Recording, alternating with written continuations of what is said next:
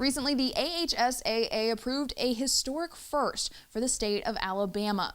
This coming wrestling season, there will be 3 separate tournaments that will be just for girls. Julie Lasser with Alabama Girls Wrestling told WZDX that they are on their way to getting the sport sanctioned.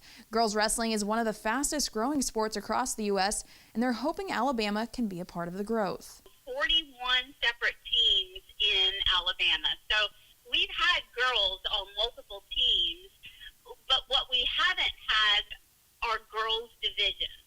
So the girls would sometimes be able to wrestle other girls if those girls happen to be at the same tournament, but for the most part, those were exhibition